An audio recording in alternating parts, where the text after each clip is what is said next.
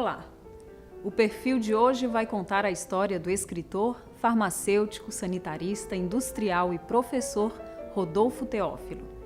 Ele participou e testemunhou acontecimentos importantes dos séculos XIX e XX. Mesmo sem apoio do governo, ele foi responsável por acabar com a varíola no Ceará em uma época em que a doença matou milhares de pessoas, tanto em nosso estado como nos estados vizinhos. Rodolfo Teófilo escreveu muitos livros. Muitos deles tiveram reconhecimento nacional e internacional. Poucos sabem que foi ele o inventor da cajuína, uma bebida típica e muito apreciada no Nordeste. Ele nos deixou uma história de lutas e conquistas que não podem ser esquecidas. Por essa razão, é com muita honra que a TV Assembleia do Ceará apresenta o documentário Rodolfo Teófilo, o legado de um pioneiro. Vamos assistir?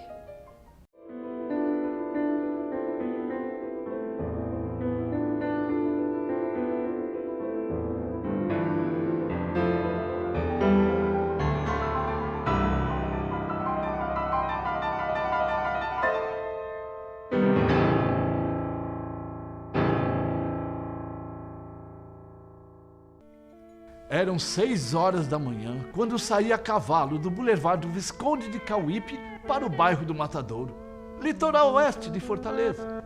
Eu precisava vacinar a população carente daquela região. Fui até o ponto mais elevado da cidade e fiquei encantado com a bonita esplanada de onde se avistava uma parte de Fortaleza e as alvas dunas da beira-mar. Mas logo que entrei no arraial, que os habitantes souberam quem eu era e o que eu iria fazer ali, abandonaram os casebres e ganharam o mato. Eu vi aquela pobre gente aterrorizada, fugindo de mim, de tabuleiro afora, levando os filhos. Mas aos poucos as pessoas foram voltando. Quase não havia homens. A maior parte eram mulheres e crianças. E que mulheres! Cachimbo no canto da boca, cabelos arrepiados, sujas e maltrapilhas. Nunca em minha vida precisei de mais coragem e de mais paciência para prosseguir naquele trabalho que estava me parecendo superior às minhas forças. Eu costumo comparar Rodolfo Teófilo a uma espécie de Quixote, né? Uma espécie de Dom Quixote. Inclusive, as cenas que descrevem, os livros de época, os jornais descrevem o Rodolfo, me remete inevitavelmente ao cavaleiro de triste figura, lá o Dom Quixote, né? Que era exatamente aquele cavalo branco, um homem muito magro, muito alto, muito esquálido, com a barba branca, né? E os cabelos sobre o chapéu, numa duna para levar a vacina para as areias, como eram chamados os bairros pobres de Fortaleza, as primeiras favelas ali no Arraial Moura Brasil e tudo mais. Essa imagem me remete imediatamente a Dom Quixote. E o que é mais interessante notar é que Dom Quixote tinha um aliado. Dom Quixote tinha o seu fiel escudeiro Sancho Panza.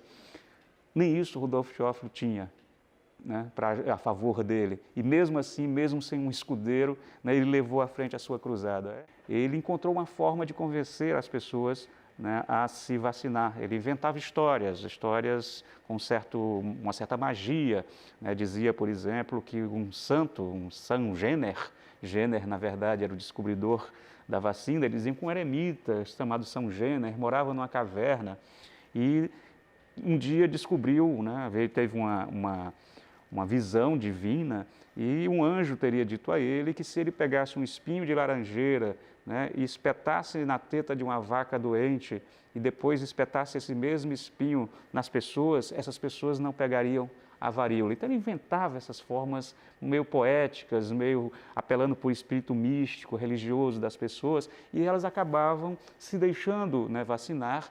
E a constatação de que aquelas pessoas que eram vacinadas, por exemplo, numa família de tantos filhos, aqueles que foram vacinados não pegavam doença e os que não foram vacinados ficavam doentes, as pessoas começaram a perceber que aquela vacina era poderosa, que aquela vacina, né, os protegia da doença. Depois de muito esforço, Rodolfo Teófilo conseguiu vacinar, no ano de 1901, 3.585 pessoas em Fortaleza. Ele publicava as estatísticas de sua luta nas páginas do jornal A República, folha oficial do governo. Ele dizia que estava conseguindo extinguir a varíola na capital cearense, mas continuava a apelar para que o governo ajudasse nessa missão. Só por esse trabalho, Rodolfo Teófilo já mereceria todo o nosso respeito e admiração. Mas como já falamos, ele se destacou em tudo o que fez. Sua história, então, merece ser conhecida. Rodolfo Marcos Teófilo nasceu em 6 de maio de 1853. Era filho do médico cearense Marcos José Teófilo e de Antônia Josefina Sarmento. O casal morava em Aracati, mas Rodolfo Teófilo nasceu na Bahia, em Salvador, porque nessa cidade os médicos tinham mais recursos para atender Antônia Josefina, que enfrentava sérios problemas de saúde. A família passou pouco tempo em Salvador e logo voltou para Fortaleza. Rodolfo Teófilo foi batizado na igreja de Nossa Senhora do Rosário em 2 de outubro do mesmo ano, 1853. E Rodolfo Teófilo nasceu nesse momento assistindo a essas grandes epidemias que assolaram o Ceará e que vinham sempre junto com a seca. A seca era sempre um fator agravante desses fenômenos.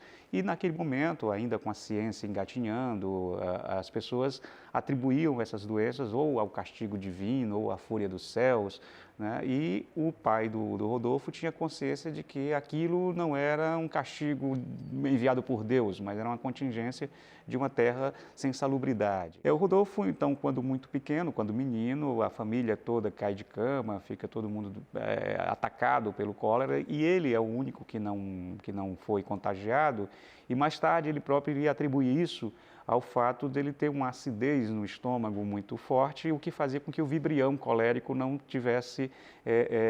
se instalasse, né, no seu organismo.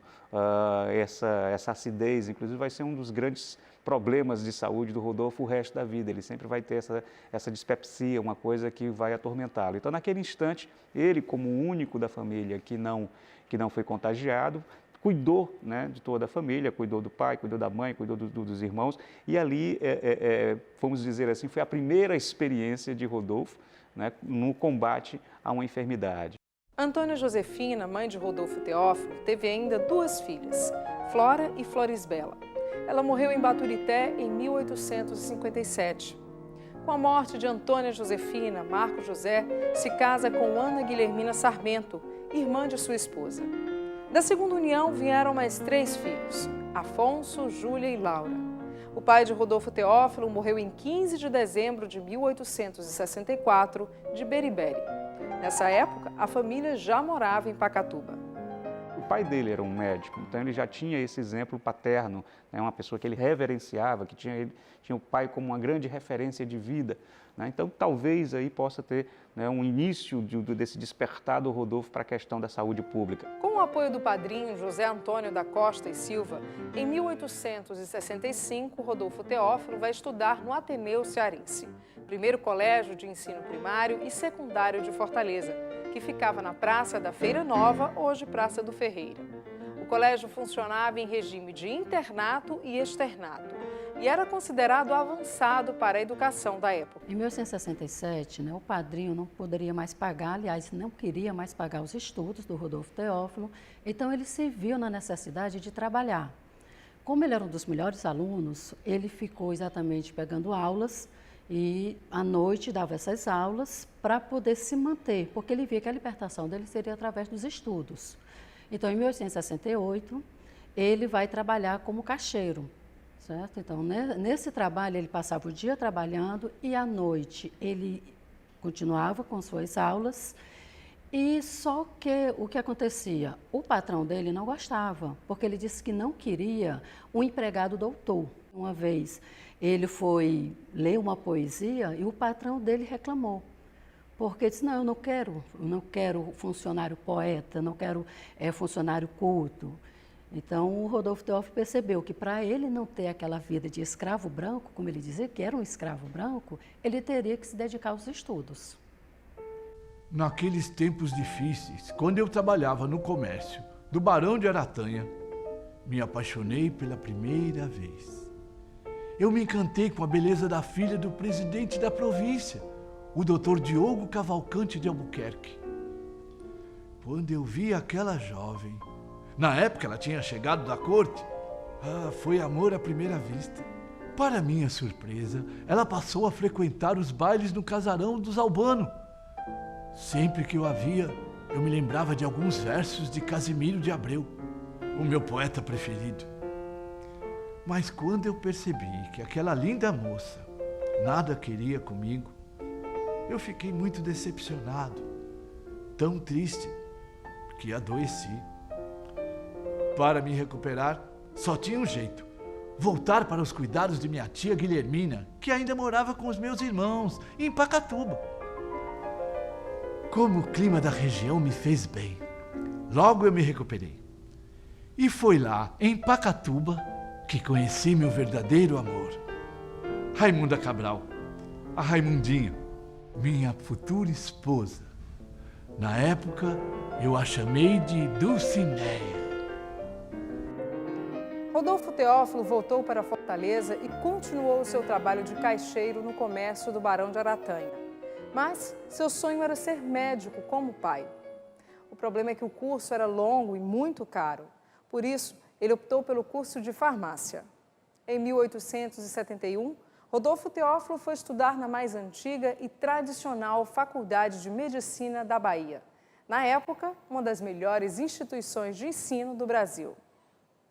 Quando ele faz os exames preparatórios, que passa, que vai estudar na Bahia, lá na hora da matrícula, que quando perguntam, né, filiação, ele dá o nome, né, dos pais, né, Dr. Marcos Teófilo, Dona Josefina, e a naturalidade. Ele disse que é cearense. E nesse momento estava o conselheiro Dantas, né, presente, e achou estranho, achou interessante, porque ele se lembrou do nome, Dr. Marcos Teófilo, e quando viu aquele rapaz dizendo que era cearense, aí ele pediu um momento a palavra e disse: não, eu quase que praticamente assisti o seu nascimento.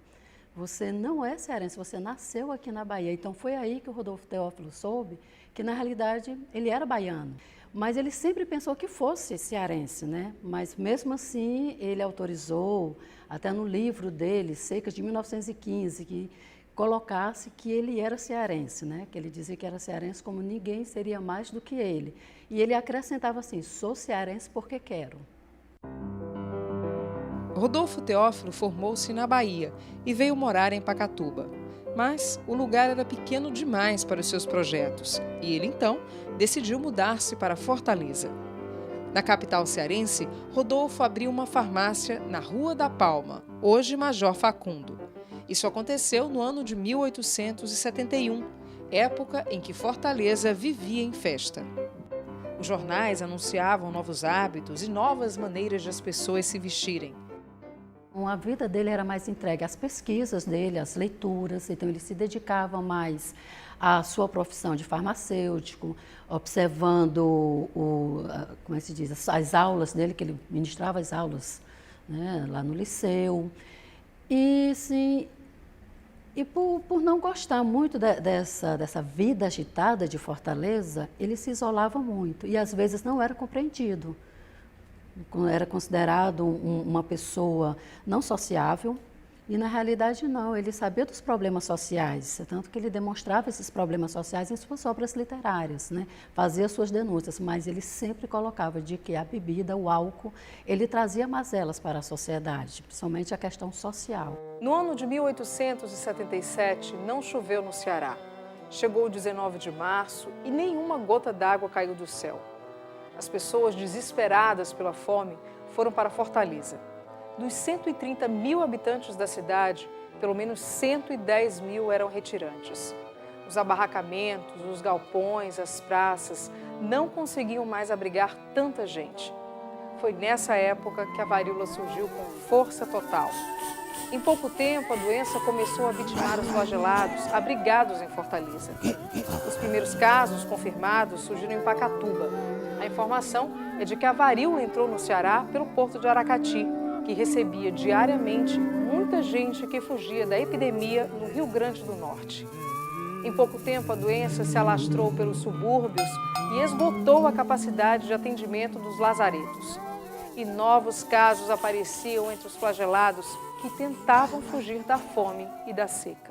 A epidemia estava exatamente causando problemas muito sérios, certo? E o que aconteceu mais ainda, ele percebia que as pessoas eram vacinadas, né? Porque o presidente da província contratou farmácias, dentre elas a do Rodolfo Teófilo, e ele percebia que as pessoas estavam recebendo o medicamento e ele não estava fazendo efeito. Então ele percebeu que teria que ser feito algo bem mais sério, uma vacinação em massa, algo que barrasse exatamente aquela epidemia da varíola. E para que isso acontecesse, ele também percebeu que ele teria que fazer um trabalho quase que de educação, porque as pessoas também tinham medo de tomar medicamentos, tinham medo de tomar a vacina. Então ele tinha que fazer um trabalho de conscientização, mostrar o porquê que a pessoa precisava ser vacinada para poder ter a melhora da sua saúde. As pessoas ficaram abandonadas no campo e não tiveram outro recurso que não migrar já num último momento para Fortaleza. E quando chegaram aqui, em Fortaleza, isso aí é o elemento da denúncia maior dele, ao invés de a autoridade ter criado obras de assistência que fossem mais efetivas, elas acabaram por tratar, vamos dizer assim, os próprios os retirantes com uma preocupação de mais afastar os retirantes da sociedade civilizada, do que necessariamente criar uma política que pudesse, de assistência, que pudesse minorar as suas doenças, a sua seca. A própria política dos abarracamentos foi uma das coisas que o Rodolfo Teófilo, que ele ficou estarrecido naquela época. Porque se existia, se a varíola era exatamente através do contato, como é que você junta todas as pessoas em abarracamentos, O ano de 1878 também entrou sem chuva e com centenas de casos de varíola. Os jornais da época noticiavam sobre a fome no interior do estado.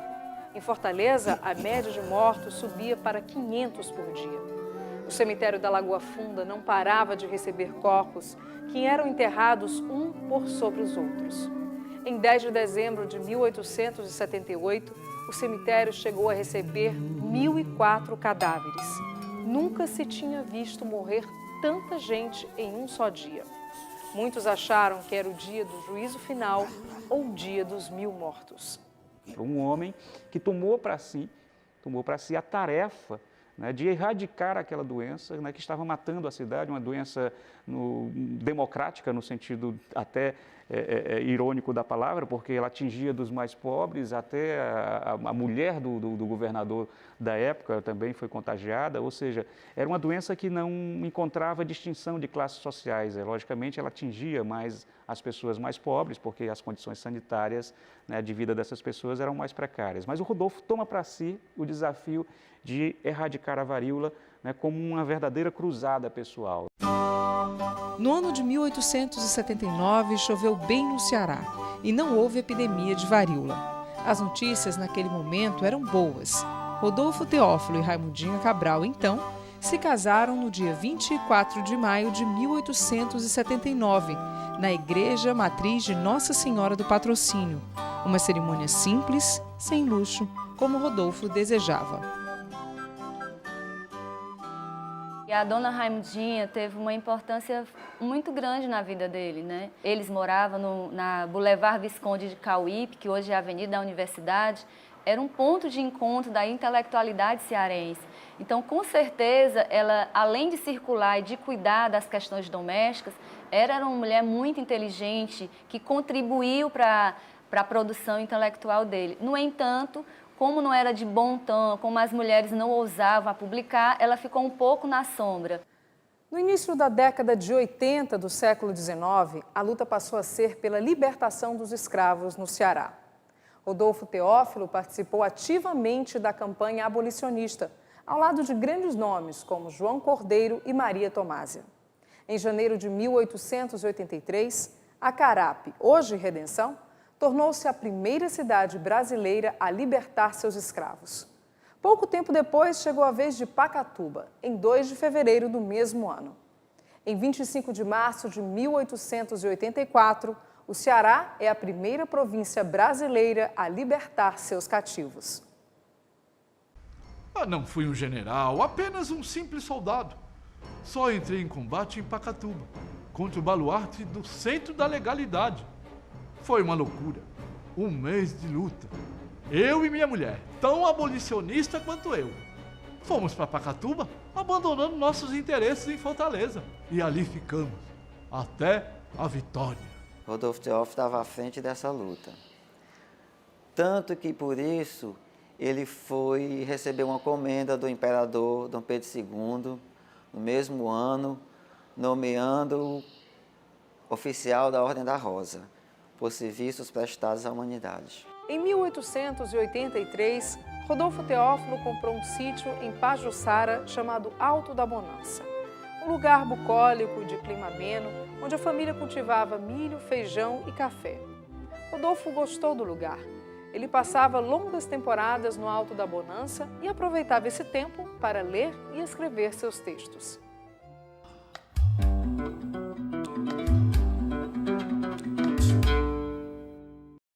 E esse livro, História da Seca no Ceará, é considerado um monumento da época sobre a matéria. E com este livro ele obteve o reconhecimento no Instituto Histórico e Geográfico Brasileiro e foi o que o levou a se tornar membro sócio-correspondente daquela importante entidade, a maior da época. Com aquilo ele conseguiu um prestígio também local. Pode-se observar isso nos jornais da época.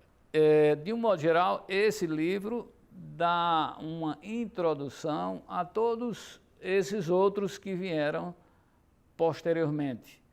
E ele se preocupava porque não havia realmente diríamos, um trabalho sistemático para que no futuro essas secas, quando aqui tentassem se instalar, não fossem tão graves.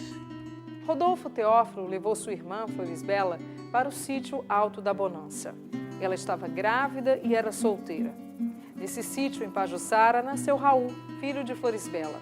A criança foi adotada como filho por Rodolfo e Raimundinha.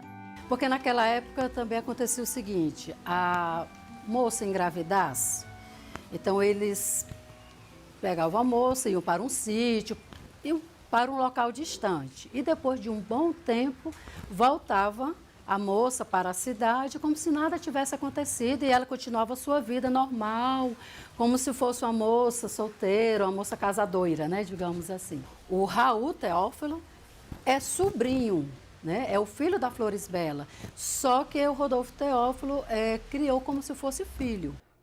Rodolfo Teófilo gostava de participar dos movimentos literários em Fortaleza. Com o fim da campanha abolicionista, surgiu uma nova agremiação, o Clube Literário, que foi criado em 15 de novembro de 1886. Foram sócios da agremiação Rodolfo Teófilo, Oliveira Paiva, Juvenal Galeno, Francisca Clotilde. O Clube Literário tinha uma revista chamada A Quinzena, que passou a circular em janeiro de 1887. Rodolfo Teófilo colaborou para essa revista com artigos, poemas e contos científicos. E o que é curioso é que ele se interessa pela história natural, mas tentando transformá-lo, apresentar ao leitor de uma forma literária. Então, para falar, por exemplo, da borboleta, ou do cafeeiro, ou da água, ele vai transformar em uma narrativa em um conto. Então, geralmente, a narrativa era composta por 2 personagens, né? Ele, que seria o narrador e o protagonista, e a sua companheira, a sua esposa, Dona Raimundinha, que era sempre aquela pessoa que fazia as indagações ou as curiosidades sobre os fenômenos naturais. No início da década de 90 do século XIX, a vida de Rodolfo Teófilo caminhava tranquilamente. Ele fez um concurso para uma vaga de professor na escola normal e no liceu, e foi aprovado nos exames para ensinar nos 2 colégios. Além disso, sua farmácia ia muito bem. Ele manipulava remédios e inventava fórmulas para as mais diversas doenças. Foi nessa mesma época que Rodolfo Teófilo inventou a cajuína, uma bebida, como o próprio nome nos diz, feita do caju. Rodolfo Teófilo era farmacêutico. E a formação de um farmacêutico, mesmo ainda no século XIX, abriga no seu conteúdo programático algumas disciplinas importantes, como, por exemplo, bromatologia, microbiologia, né? Operações básicas, não só de fabricação de medicamentos, como também de alimentos. Isso ainda hoje na grade curricular dos cursos de farmácia, isso se verifica. Ele tinha, portanto, uma formação que contribuía nesse sentido para que, ainda no século XIX, final do século XIX, ele tivesse inventado a cajuína.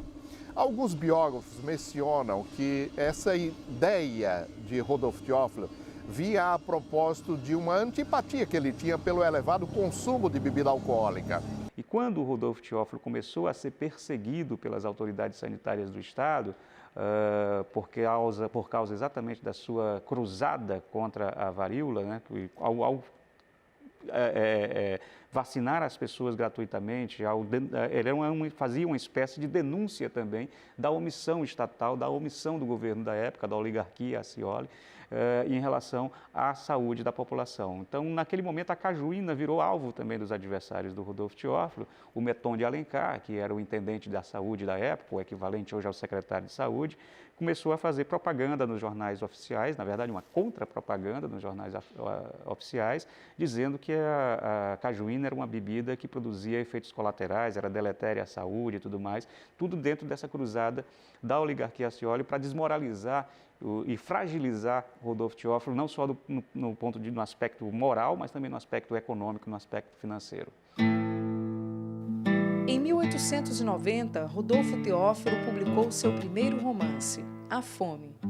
Apesar de ser uma ficção, o livro relata fatos verdadeiros sobre a seca e a peste da varíola, que mataram muitos retirantes nos anos de 1877 e 1878. A obra é considerada, para os pesquisadores, como introdutora do naturalismo cearense. E o início desse livro, ele é chocante, porque é aí onde o Rodolfo Teófilo, ele põe a questão do naturalismo puro. Porque qual é a diferença do realismo para o naturalismo? O realismo, ele narra a realidade como realmente ela é. Só que o naturalismo vai para o extremo. Então, aqui nesse capítulo de Êxodo, Rodolfo Teófilo coloca as mazelas da epidemia da peste da varíola. Né? Assim, a desgraça mesmo, as pessoas chegarem a, como ele diz assim, a fome é tão grande que o ser humano deixa de ser racional e passa a ser irracional. Ele se transforma num animal tão quanto outro animal irracional. Porque pessoas passam a devorar outras para poder sobreviver. Então, ele põe, né, isso no primeiro capítulo, Êxodo. Então, assim, é um capítulo que causa um impacto muito grande ao leitor. Ou você continua lendo, ou você desiste. Então, uma obra que, ao mesmo tempo, ela é uma mistura de movimentos literários. Realismo, naturalismo, mas também há questionamentos, porque há momentos que parece uma obra do romantismo. O faminto não obedecia e continuava a roer as unhas e a comer as escamas que se desagregavam da pele. Agora, fitava o rosto de Carolina, perto de si, completamente exposto e alumiado em cheio pela luz da fogueira. Percebi os tons daquela carnação, mas com apetite de besta esfomeada. As narinas dilatavam-se. O faminto fareja. Sorve o cheiro daquela carne sadia, na qual tem ímpetos de saciar a fome, de rascá-la a dentada.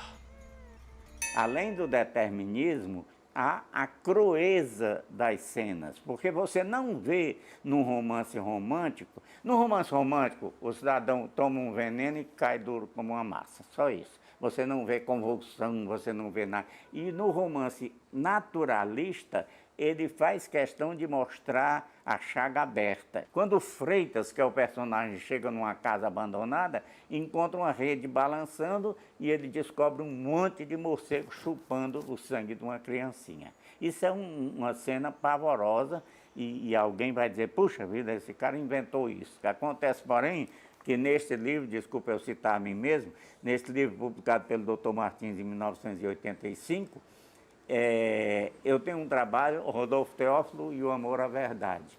Então eu conto que neste poema, o poema se intitula A Vítima dos Vampiros e tem entre parênteses um subtítulo histórico. Pronto, não precisa mais nada. Se ele diz histórico, é porque é verídico. Então o Rodolfo Teófilo era naturalista porque ele queria mostrar tudo. E nisso ele pecou.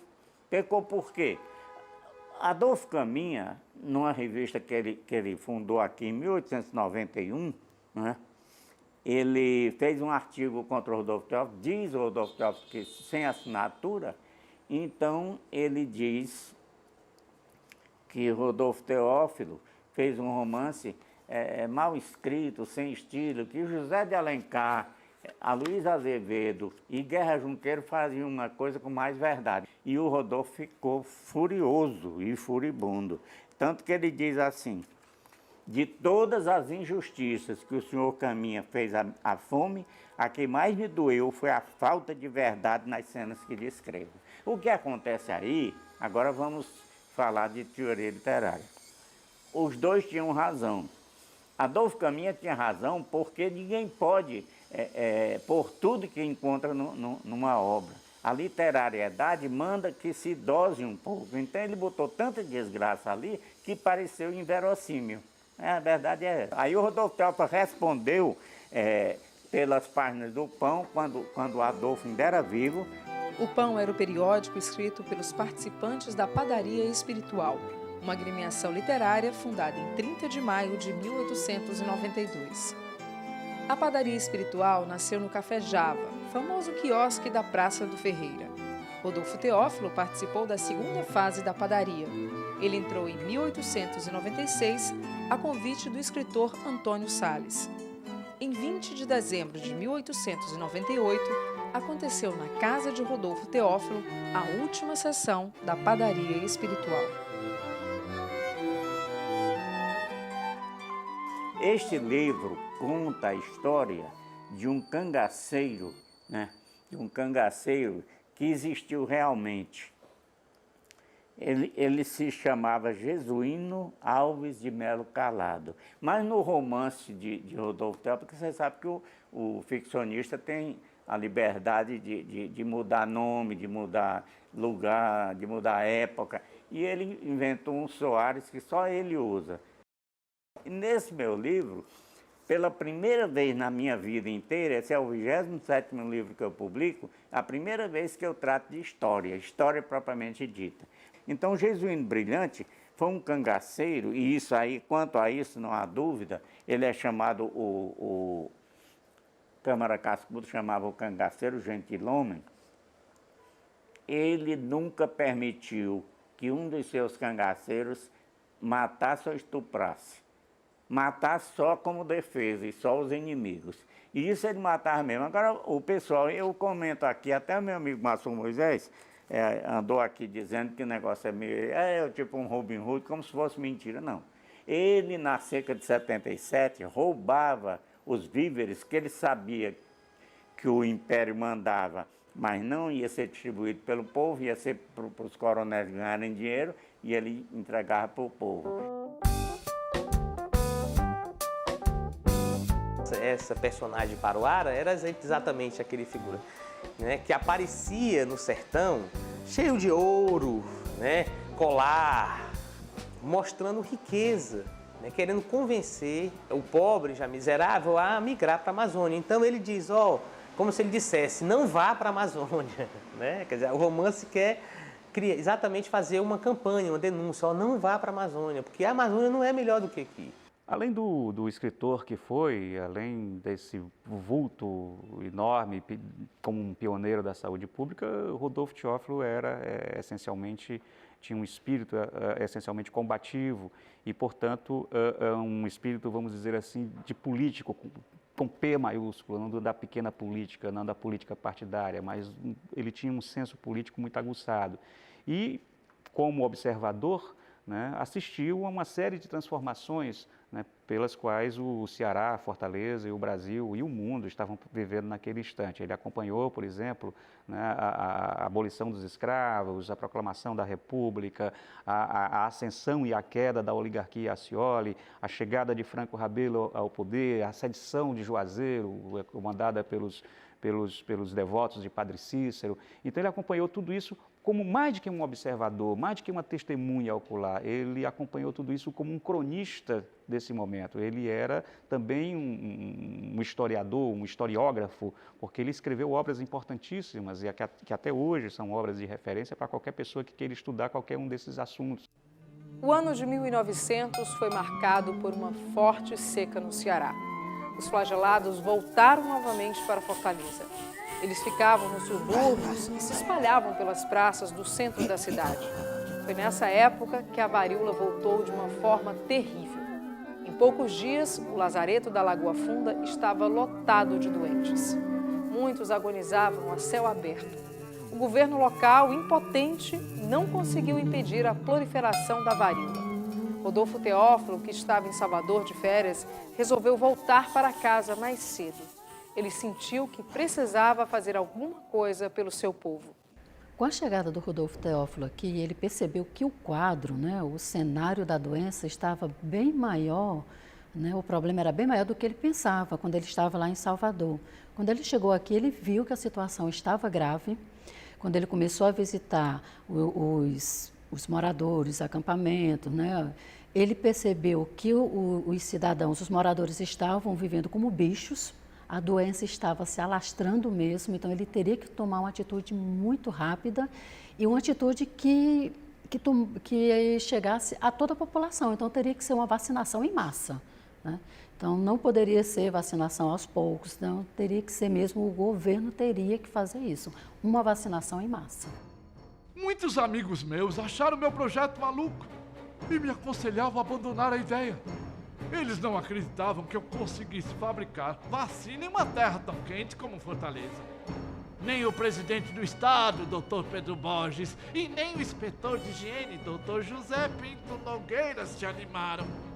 Eles me disseram que não estavam dispostos a conceder qualquer ajuda oficial para o meu projeto, que foi chamado de quixotada. Apesar das dificuldades, né, e de não apoio, os amigos dizerem que o Rodolfo Teófilo estava fazendo um papel de louco, né, quase com um Dom Quixote aqui no Ceará, ele não se entregou às dificuldades e foi realmente tentar fazer aquela vacina, né? Então, ele inoculou os bezerros e dali ele percebeu que poucos dias depois surgiram as pústulas, né? E com poucos dias depois secaram, ficaram as feridinhas e dali ele percebeu que dava para se tirar o material que seria exatamente a vacina. Então, o que é que ele faz? Ele convida pessoas da área da saúde para assistir essa apresentação, onde ele relata, certo, como foi essa experiência e muito eufórico, né? Muito feliz, porque ele tinha exatamente criado a vacina da varíola aqui no Ceará.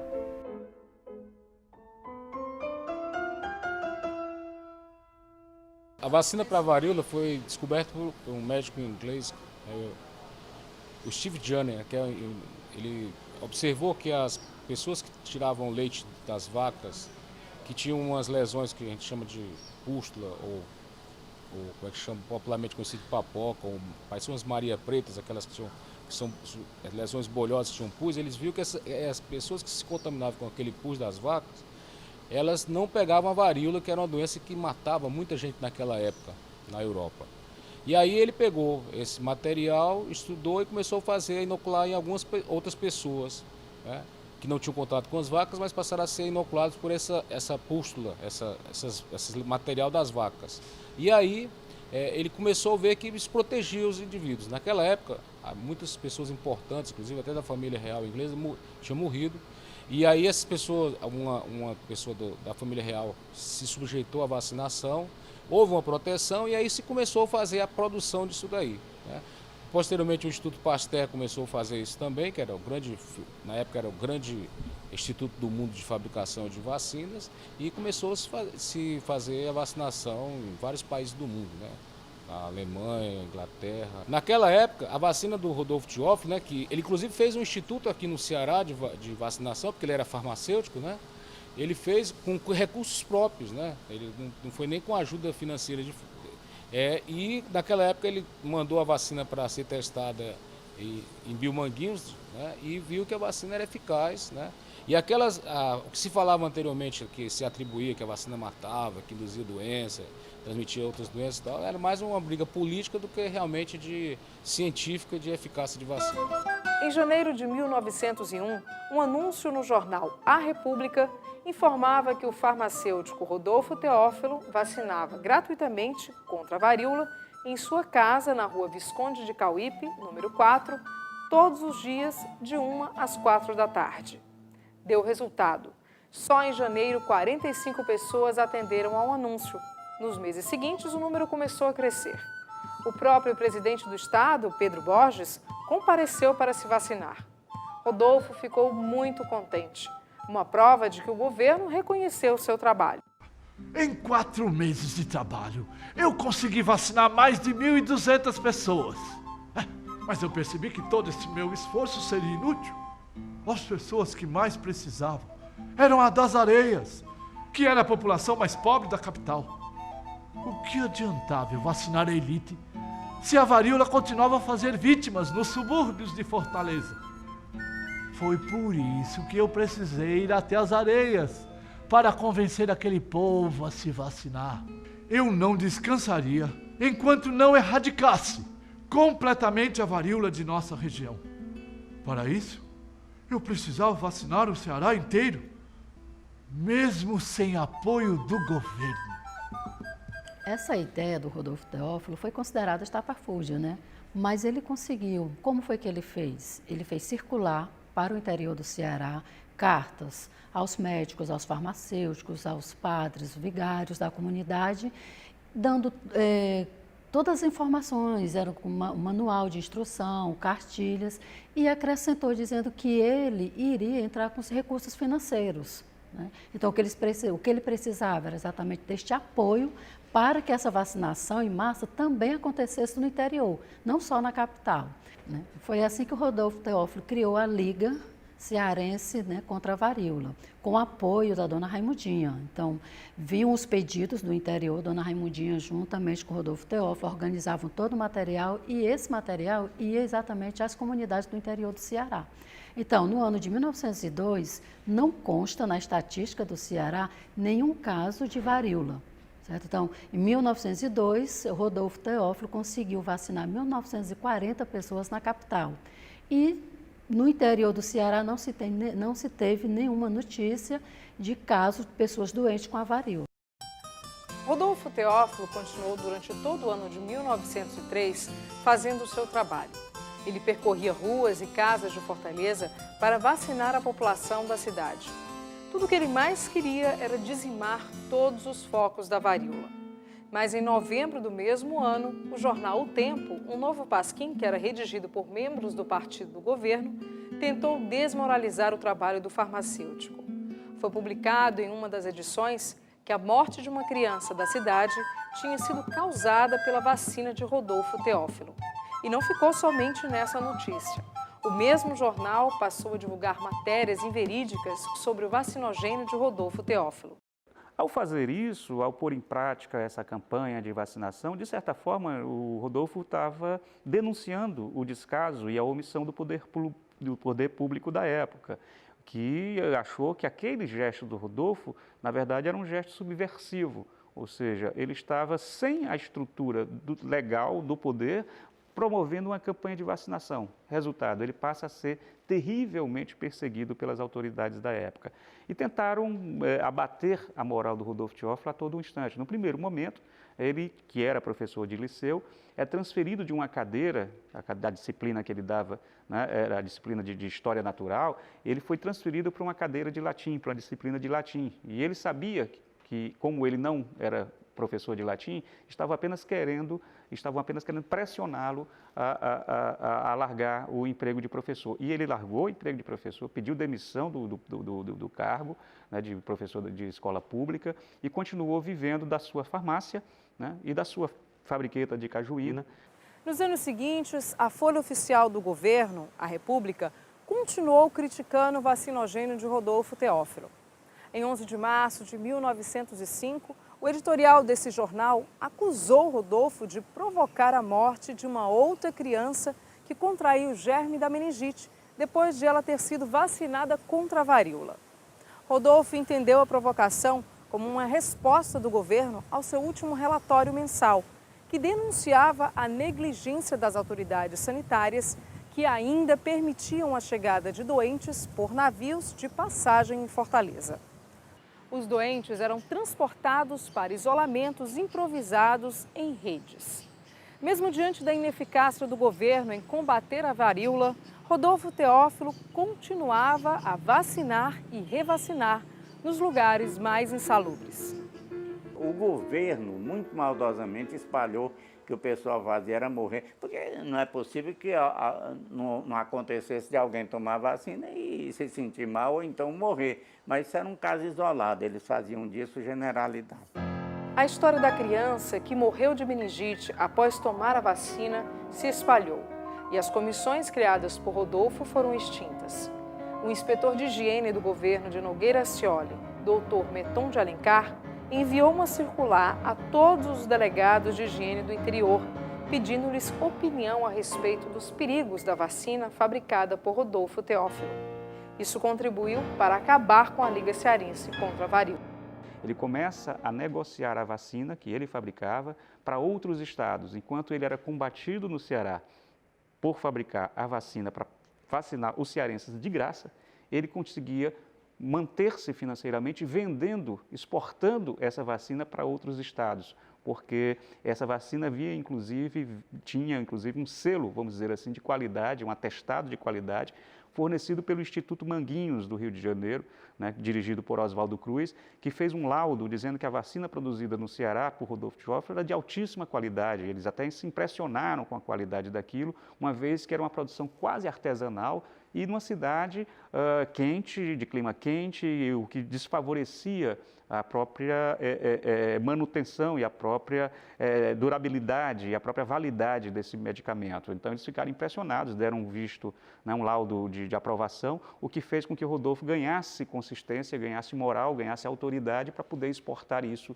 para os outros estados. Então, ele continuou, mesmo sem sua farmácia, mesmo sem seu emprego, mesmo sem a sua fábrica de cajuína, né, ele continuou vivendo, né, porque tinha como firme propósito, ele sabia que ele é que estava com a razão. O governo de Antônio Pinto Nogueira Scioli chegou ao fim em 1912.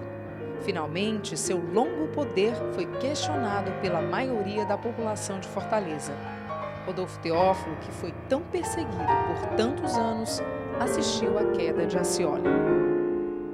Revoltosos eram levados por Rodolfo Teófilo para a sua residência nas imediações. Você sabe que o Rodolfo Teófilo morou ali, onde hoje é a Avenida da Universidade. E depois pegaram a casa e quebraram tudo. Pois bem, o velho benemérito tratava deles, mudava-lhes a roupa e eles ficavam pertencendo ao nosso grupo. Isso é um depoimento do meu pai que esteve lá, ele não ouviu contar não, ele viu. Rodolfo Teófilo publicou boa parte de sua obra de 1913 a 1919. São desse período os poemas Telésias e Lira Rústica. O bibliófilo José Augusto Bezerra é detentor de um importante acervo da obra do escritor, verdadeiras relíquias. Uma delas, a poesia Lira Íntima, de 1879, dedicada à sua mulher, Raimundinha Cabral. Cantos cearenses e canto abolicionistas são outras raridades. Em seu acervo também podem ser vistos os manuscritos das obras Os Brilhantes e Libertação do Ceará, em que ele fala da queda da oligarquia Scioli. José Augusto Bezerra guarda com muito zelo todas as primeiras edições da obra de Rodolfo Teófilo. A Sedição do Juazeiro, Memórias de um Engrossador, A Seca de 1915, Os Brilhantes e Os Meus Óilos. Este livro, publicado em 1924, fala sobre os seus desafetos, entre eles Osório Duque Estrada, autor do hino nacional brasileiro, e Adolfo Caminha, que escreveu A Normalista. Zoilo é o mal crítico. Foi um crítico de Homero na Grécia Antiga, que só fez atacar Homero, então o nome Zoilo passou a significar mal crítico. Os meus zoilos é ele respondendo ao Adolfo Caminha, ao Rodrigues de Carvalho e a quantos mais, viu? Aos 69 anos, Rodolfo Teófilo foi um dos convidados para ser um dos 40 escritores a fazer parte da Academia Cearense de Letras. Ele ficou envaidecido com o convite, mas pouco participou das reuniões. Em 1930, ele, que na época já estava afastado das atividades literárias, foi nomeado patrono da cadeira de número 33. Foi um reconhecimento porque, na realidade, nessa fase da academia, estava-se buscando novos nomes, estava-se procurando refazer a entidade, aprimorá-la e reorganizá-la, e o nome de Rodolfo Teófilo era um nome nacional e que certamente dava prestígio, e esse foi um reconhecimento justo, porque um homem que escreveu aproximadamente quase 30 livros diferentes, fora esses inéditos que nós temos aqui, e que foi um precursor, principalmente nesse gênero da seca e também do cangaço. No dia 24 de dezembro do ano de 1928, morreu Raimunda Cabral, a Raimundinha, esposa de Rodolfo Teófilo. Durante o velório, Rodolfo permaneceu calado o tempo inteiro diante do caixão da esposa, sua companheira de 50 anos. Depois da morte de sua esposa, ele nunca mais saiu de casa. O tempo foi passando e Rodolfo foi ficando cada vez mais triste, mais doente e quase não comia. 4 anos depois da morte de Raimundinha, chegou a vez de Rodolfo Teófilo.